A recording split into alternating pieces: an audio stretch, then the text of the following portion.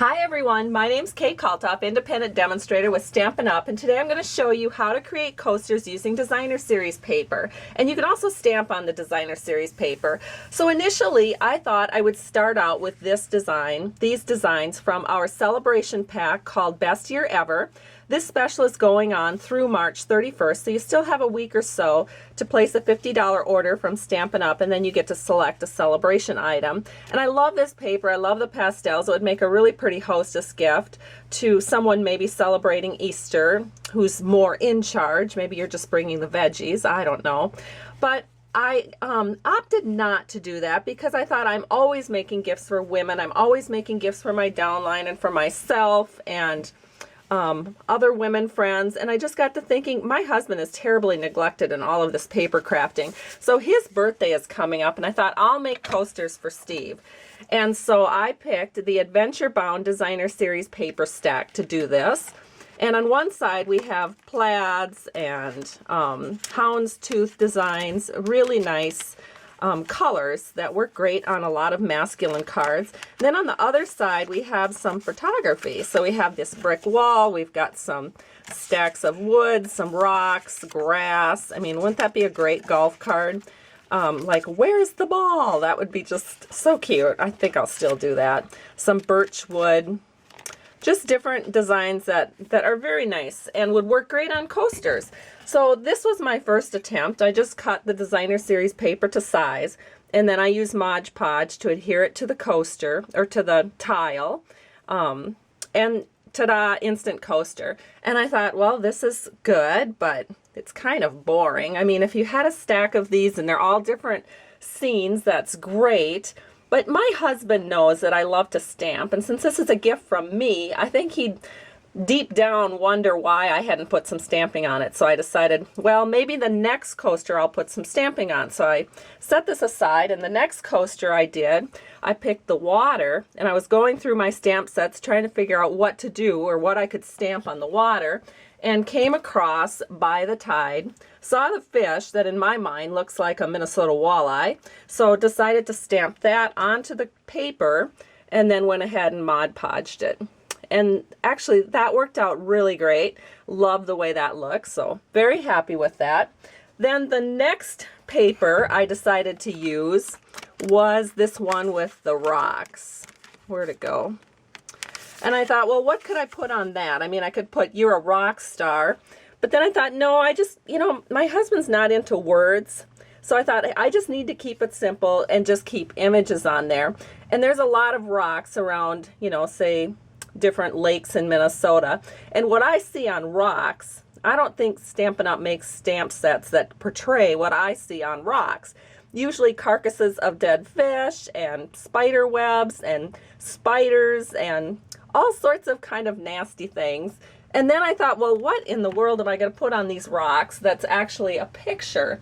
So then I was going through and found this stamp set called The Great Outdoors, and I saw this ant and I thought, oh, perfect. Because on a rock, that ant is going to look kind of like a water bug, and there's plenty of water bugs on the rocks.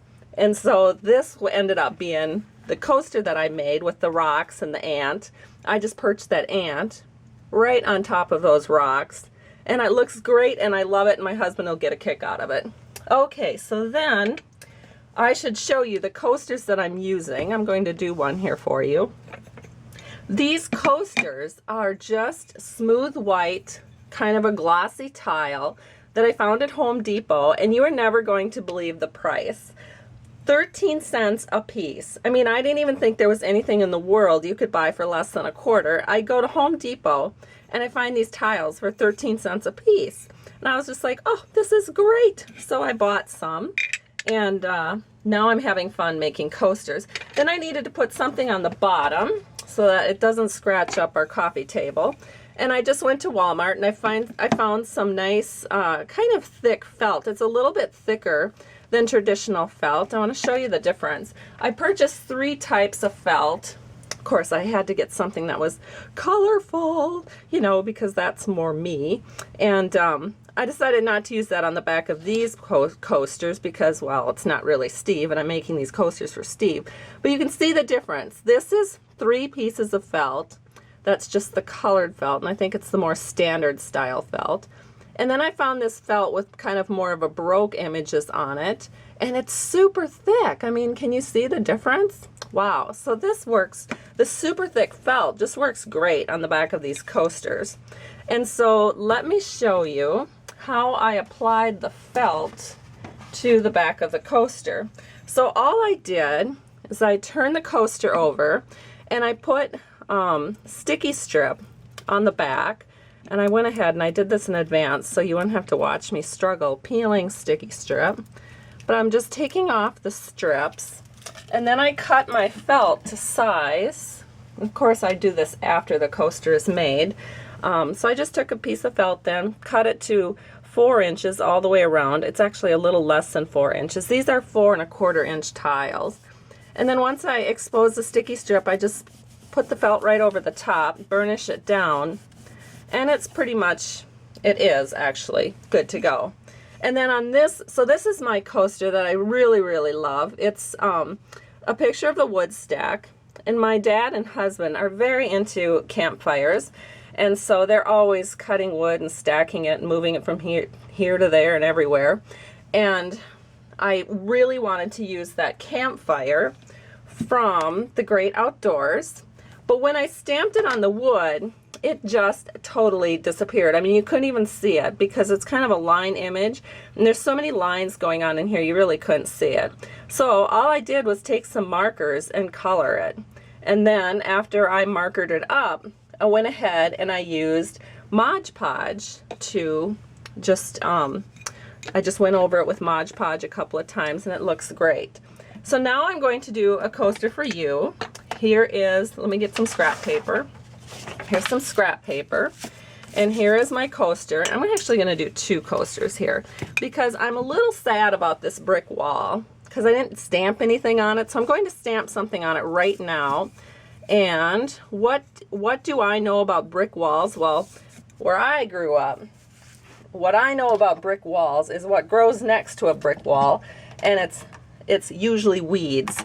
So I went through my stamps trying to find some weeds, and I did find some. I went to World of Dreams, and of course, you know, if you live like maybe in England or something, I'm sure along your brick walls you'd have something really pretty like this flowery thing that would come down, but that's just not realistic where I live in Minnesota. More like you'll find just a bunch of grass and weeds growing up next to a brick wall. So that's what I'm going to do with mine. So I have this kind of like goldenrod type of weed. And I'm going to ink this up with black StazOn. Now you could use Memento, and actually if you decide to use photopolymer and stamp sentiments on your designer papers, that works just great with Mod Podge as well. But here we go. I've got the brick wall. It's already been Mod Podged, but I think it'll be fine just to stamp on it over the top. There it is. How lovely is that? And then I have another weed here all ready to go.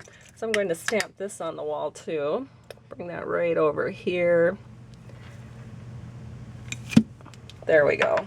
Now I have my weeds on my wall. And it looks really good to me. I like it. Maybe I'll even stamp one more off to the side. Might as well just go crazy here. All right, I think I'm just going to layer up another bit of goldenrod off to the left over here. Beautiful. All right, so now we have our weeds, and we are ready to Mod Podge that. And then on this one, I need to actually add my paper. So I took another piece of the, what is this called again? Adventure Bound paper. I've cut it to 4 1/8 inch square. And I love this. This looks just like our cabin, but I am going to stamp it. So I'm going to take, and I thought, you know, I've got to do some kind of scrolls or something on this beautiful forest scene. So I used Flowering Flourishes. I'm going to use this great big scroll right here. So I've got that ready to be inked up. I'm going to, I think my StazOn pad is just a little bit dry, but we'll just try to ink it really well here. I'm out of re-inker. I need to get that on my next order. Okay, so here we go. I'm just going to stamp this scroll right like this. Beautiful. Oh my goodness, I love that. Just a little bit of scroll coming in through the sunshine there in the woods. All right, so let's get started with the Mod Podge. Where did my tile go? Here it is. So I'm going to do both of these at the same time. So what I did is I went to Walmart and I had to find a brush. So this is a 1.5 inch brush. And Mod Podge is really, really easy to clean up. Once you use it, all you do is run it under some water with maybe a little hand soap or something, and it just comes out beautifully, like it's brand new, better than brand new. And then we have our Mod Podge, and I just bought this again at Walmart, and it's very inexpensive. So these are very inexpensive little gifts that you can make. So what I'm doing is I'm just taking that brush, and I'm just going to brush some Mod Podge onto my coaster, and we'll just get that all nice and wet. Then I'll take my stamped image and I'll turn it over, and I'm going to put some Mod Podge on the back. So we're going Mod Podge to Mod Podge. We have some on the paper and we have some on the tile. Now my hands are going to get kind of messy, but that's okay. All right. You know, you don't really know if you're having fun until your hands are messy. And once your hands are messy, you're guaranteed to be in the middle of something big and something fun. All right, so now we're just going to center this right on our tile. And I want to make sure that my edges all are secured really well to the tile. And this is kind of nice because you can sort of still move it into place. And this fits our tile just perfectly with just a little tiniest bit of an edge, about a 1/16 inch edge all the way around. All right, now I take Mod Podge again, and I'm just going to cover the whole tile with a nice thin coat. Actually, I really stress thin. I would rather do a thin coat like 3 times than one thick coat. It'll just, it'll dry quicker, and I think you end up with kind of a nicer finish. But I used a pretty thick coat here. This is a little thicker than I did before. Must be the camera nerves. All right, so this one is ready. We can just set that aside. And then I'm gonna go ahead and do another coat on this one. Now this already had a coat, because at first I was just gonna do these without stamped images. This just goes to show you can go in even after you've put your image onto, or you've put your paper onto your tile. You can still go in and stamp it even though it was Mod Podged. All right. So now we'll just let this dry,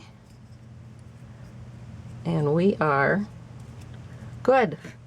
So that's all there is to it, and you have beautiful coasters that will result. So let me take this out of the way so I can show you what we were doing. If I can move this without messing it up too bad. Here we go. Let me grab the coasters that I've done and completed, and we'll put those in the picture. There they are. They're so cute. I can't wait to add my other 2. And here you go. Have a great day. Thank you so much for stopping by Stamping to Share. I truly appreciate you. And if you ever need to purchase stamp sets or any supplies for your stamping and crafting needs, please visit my blog at www.stampingtoshare.com, where I have lots of links and things to my online store. Have a great day. I truly appreciate you. Bye-bye.